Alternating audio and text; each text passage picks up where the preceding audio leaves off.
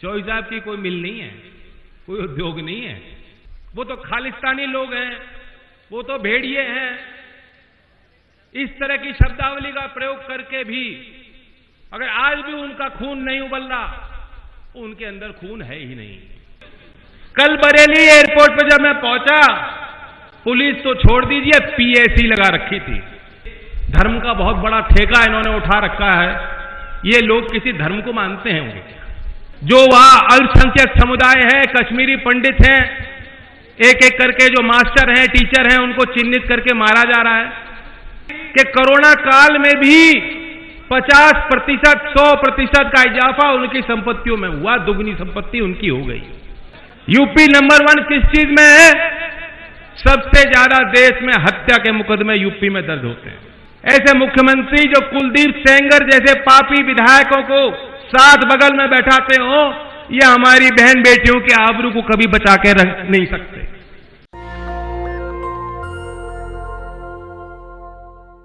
नए बीज के माध्यम से आपके फसलों में, पैदावार में भारी उछाल आया। लोग कहते हैं कि एक बहुत बड़ी तरक्की आई थी। उसके बाद अगर कोई तरक्की हमने देखी तो वो तब देखी जब चीनी उद्योग को हमारे प्रदेश और देश में स्थापित करने के लिए चौधरी अजीत सिंह जी ने पहल ली। और एक अंतर और है, आप दूसरे राज्यों में अगर देखेंगे, वहां कोऑपरेटिव के नाम पर या निजी क्षेत्र में भी जो नेता है ना, सबकी अपनी अपनी मिलें हैं। लेकिन उत्तर प्रदेश में चौधरी साहब ने ये होने नहीं दिया था। प्रतिस्पर्धा को बढ़ाने के लिए जो जेन्युइन प्राइवेट सेक्टर है, बुला बुलाकर उनको प्रेरित किया, उनको लाइसेंस दिया और उनको ये कहा कि तुम इस क्षेत्र में मिल लगाओ। चौधरी साहब की कोई मिल नहीं है, कोई उद्योग नहीं है। ये बहुत बड़ा अंतर है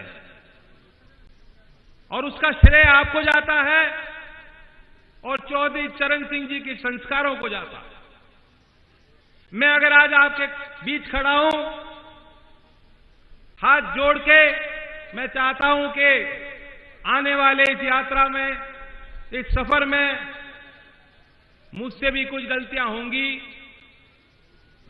कुछ आप भी करोगे, लेकिन जिस तरह से एक परिवार में रहते सब लोग समय समय पे एक दूसरे की पीठ भी थपथपाते हैं, माफ भी करते हैं, गले भी लगाते हैं। मुझे उम्मीद है कि चौधरी अजीत सिंह जी के निधन के बाद ना तो आप मुझे ना अपने इस मंच को कमजोर होने दो, और इसलिए मैं आशीर्वाद लेने आपके बीच आया हूं। ये कठिन वक्त है, ये समय बहुत खराब है हमारे आपके लिए। क्यों मैं बात कह रहा हूं? लखीमपुर की तो एक घटना है जिससे विशेष चोट पूरे देश में किसानों को पहुंची। वे दृश्य आपने देखे या नहीं देखे मैं नहीं जानता, देख नहीं सकते, रोंगटे खड़े हो जाएंगे। घर घर में बैठे बैठे उन तस्वीरों को, उन परिवारों की कहानी को देख और सुनकर लोग रो रहे हैं, भावुक हो रहे हैं, अपने आप से सवाल पूछ रहे हैं कि ऐसे दिन हमने क्यों देखे। लानत है ऐसी सरकारों पर, लानत है ऐसी व्यवस्था पर। शेम की बात है, शर्म की बात है कि अभी भी कुछ लोग वे अपने स्थान पर ज्यों के त्यों अडिग हैं। उनके अंदर इस तरह से नफरत भरी गई है, वो मानने को तैयारी नहीं। अभी भी वो व्यक्ति की पूजा में लगे हुए हैं कि नहीं नहीं, वे तो किसान थे ही नहीं, कुछ ना कुछ गलत हुआ होगा। नहीं नहीं, मंत्री जी अगर मोदी जी ने मंत्री बनाए हैं तो मंत्री रहेंगे। वो तो खालिस्तानी लोग हैं, वो तो भेड़िए हैं। इस तरह की शब्दावली का प्रयोग करके भी अगर आज भी उनका खून नहीं उबल रहा, उनके अंदर खून है ही नहीं, ईमान बच नहीं रहा।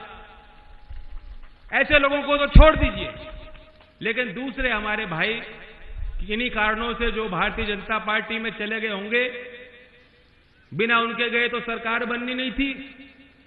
मैं आपसे पूछता हूं, सारे तो विधायक, सारे तो जिला पंचायत सदस्य अध्यक्ष, सारे तो एमपी, इतने पद दे दिए, इतनी ताकत दे दी, पूर्ण बहुमत दे दी। आज वक्त है पीछे मुड़ के देख लो, अपने दिल के भीतर गहराइयों में झांक के देख लो, सत्य को पहचानो। आपके साथ भी इन लोगों ने धोखा किया है और आज जो किसान की हत्या करते हो, आज भी अगर आपकी आत्मा नहीं कांप रही, आज भी आपका हृदय परिवर्तन नहीं होगा, तो कल आप इस समाज में खड़े रहने लायक नहीं रहोगे। मैं जहां जा रहा हूं, किसान तो सीधी सीधी कह रहे हैं कि हम बदला लेंगे। मैं बदले की बात तो नहीं करूंगा, लेकिन न्याय होना चाहिए। कल अंतिम अरदास था, उन परिवारों के लिए बहुत दुखद पल थे, लेकिन एक अवसर था कि सब लोग एकत्रित हों, श्रद्धांजलि दें, हौसला दें उन परिवारों को। मैं भी वहां जाना चाहता था। मैंने नहीं सोचा था कि इस तरह से कोई रोक लगाई जाएगी। पहले सरकार ने पूरी ताकत लगा दी थी, मैं गया था, लेकिन वहां परिवार से मिलकर आया। मुझे उम्मीद नहीं थी कि कल भी रोकेंगे। कल बरेली एयरपोर्ट पर जब मैं पहुंचा, पुलिस तो छोड़ दीजिए, पीएसी लगा रखी थी। किसी के 13वीं में जाने से अगर कोई सरकार रोकती और टोकती हो, आप खुद सोच लीजिए, धर्म का बहुत बड़ा ठेका इन्होंने उठा रखा है। ये लोग किसी धर्म को मानते हैं होंगे? 13वीं में जाने से रोकेगी सरकार, लेकिन मेरा काम रुकने का नहीं है। और मैं ही नहीं, ये किसानों की फौज है, ये युवा हैं जिनके अंदर उबाल है, जिनके पेट की भूख है। ये अपनी जमीन तैयार करना चाहते हैं, अपनी सरकार बनाना चाहते हैं। ये तो किसी से रुके ही नहीं।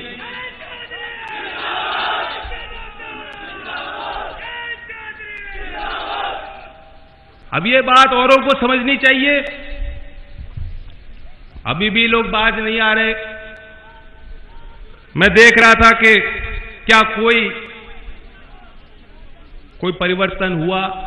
इस सब होने के बावजूद लोगों के सोचने के तरीके में कोई परिवर्तन हुआ। लेकिन झूठ का जब बुलबुला होता है ना, जो उस बुलबुले पे सवार होते हैं, उनके पास एक ही रास्ता होता है कि और बड़ा झूठ बोलो। वे अपनी गलती मान नहीं सकते। वही कारण है, मैंने देखा कि भाई देखो, मोदी जी को कहीं ना कहीं दिल में कोई अगर भावना जुड़ी है, कुछ ना कुछ तो परिवर्तन होना चाहिए। उन्होंने क्या क्या ट्वीट किए। 3 अक्टूबर को कैबिनेट मंत्री गजेंद्र सिंह शेखावत जी को जन्मदिन की बधाई दी, happy birthday to you. Khadi और आत्मनिर्भर भारत पर 3 अक्टूबर को ट्वीट किया मोदी जी ने। 4 अक्टूबर को श्याम कृष्ण वर्मा जी की जयंती पर ट्वीट किया। जापान के प्रधानमंत्री को बधाई दी, बढ़िया बात। 5 तारीख को लखनऊ के कार्यक्रम पर ट्वीट किया। गुजरात के स्थानीय निकाय चुनाव, नगर पालिका चुनाव के जीत पे अपने पार्टी को बधाई दी। 5 ट्वीट अपने लखनऊ के कार्यक्रम पर किए। अटल जी पे ट्वीट किया। विदेशी मेहमानों से मुलाकात, और एक दलाल है राकेश झुंझुनवाला, उनके मुलाकात पे ट्वीट किया। 6 अक्टूबर आ गई। 2 टीवी कलाकारों गणेश नायक और अरविंद त्रिवेदी के मृत्यु पर संवेदना ट्वीट की।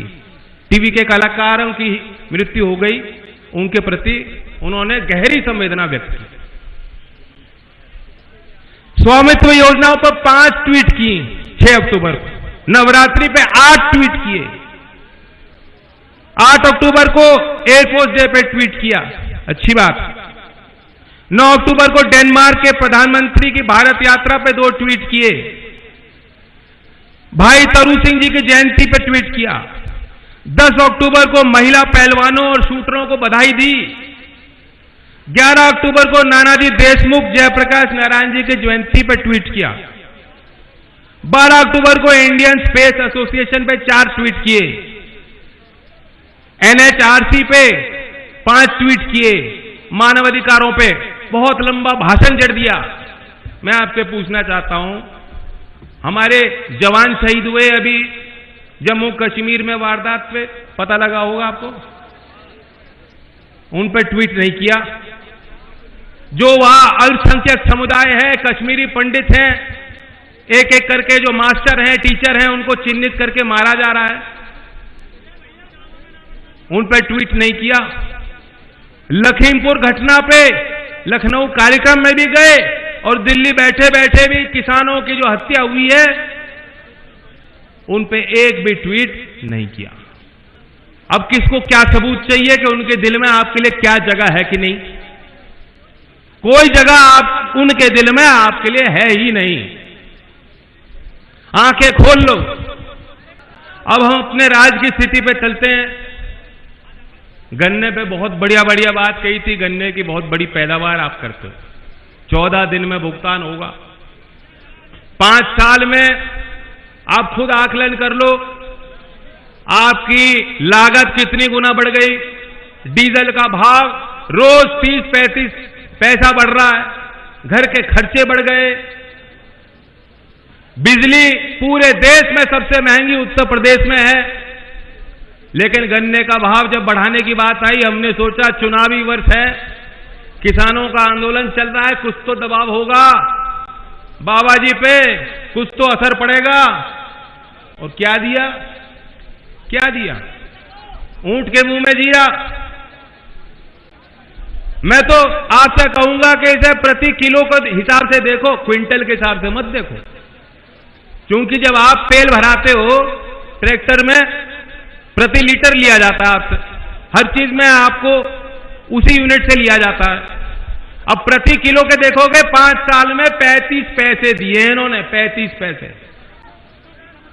पैसे दिए, कई गुना उससे ज्यादा ले रहे आपसे, और फिर भी कह रहे हैं 2.5 महीना बचा है 2022 में, और ये योगी जी हो मोदी जी हो कहते हैं कि किसान की आय दुगनी होने जा रही है यहां कोई भाई जिसकी आय दुगनी होने जा रही है? दुगनी किसकी हुई है? अब नाम छोड़ दो, सब जानते हैं, जोड़ी है फोर्स की। फोर्स एक अंतर्राष्ट्रीय संस्था है, उन्होंने देश के सबसे 100 जो अमीर लोग हैं उनकी संपत्तियों का ब्यौरा दिया, और हमें जानकारी दी कि कोरोना काल में भी 50%, 100% का इजाफा उनकी संपत्तियों में हुआ, दुगनी संपत्ति उनकी हो गई।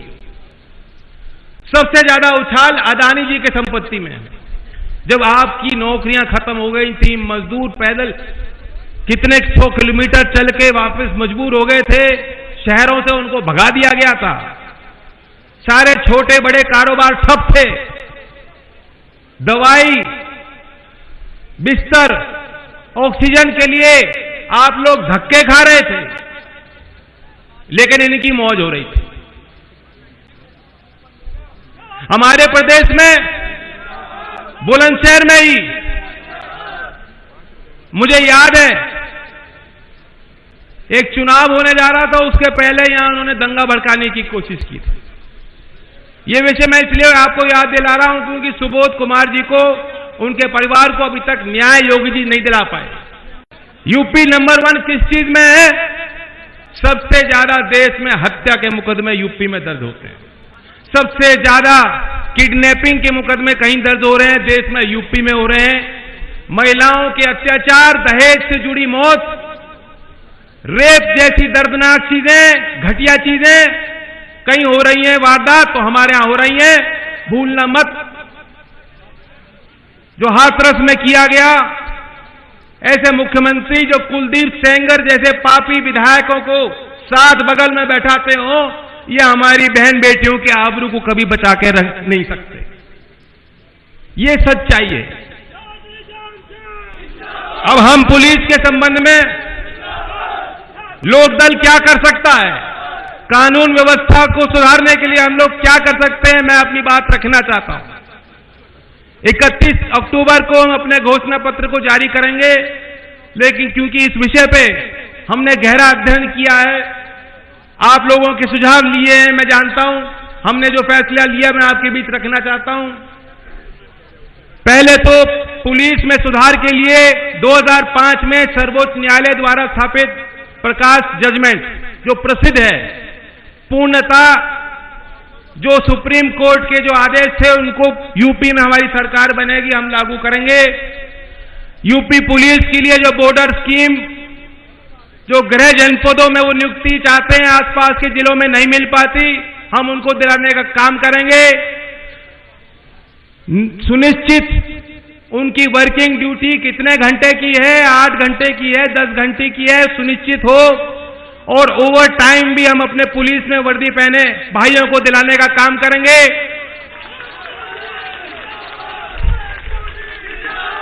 महिलाओं के विरुद्ध बढ़ रहे अपराध को दृष्टिगत रखते हुए जो नई भर्तियां पुलिस में होंगी, 50% आरक्षण उसमें मेरी बहनों के लिए किया जाएगा,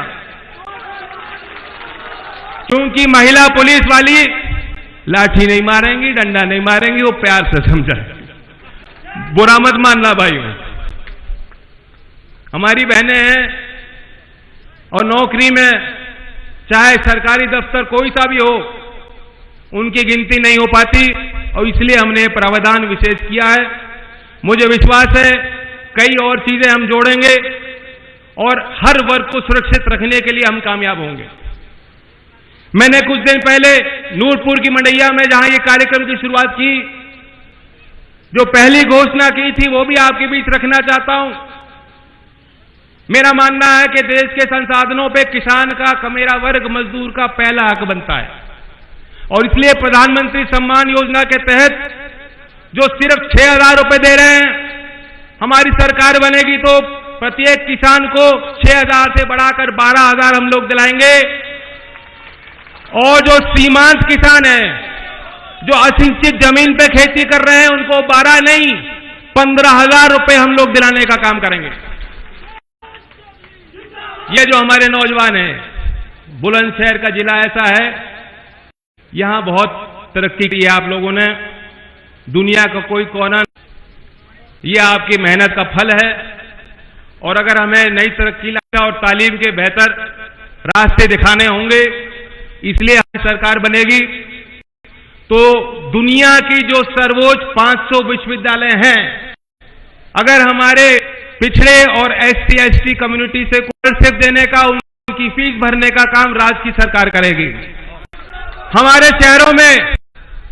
लेकिन जो शहरों में मजदूरी करने जाते हैं, उनके लिए कुछ नहीं, कोई सुरक्षा कवच नहीं, उनकी नौकरी कभी पक्की नहीं होती, पोषण की उनकी चिंता उनको निरंतर सताती है। इस बंदी का सब पड़ा है तो गरीब मजदूर पे पड़ा है, और इसलिए प्रेरणा लेते हुए हमने फैसला किया, हमारी सरकार बनेगी तो शहरी क्षेत्र में नरेगा के तहत मजदूरों की आय सुनिश्चित करने के लिए राज्य सरकार योजना लाएगी।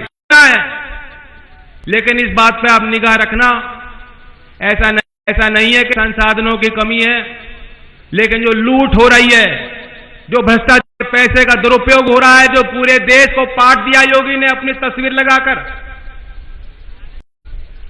ये अनावश्यक जो जाएंगे कि हम जो वादा कर रहे हैं, जो घोषणा कर रहे हैं, उनको लागू कर पाए।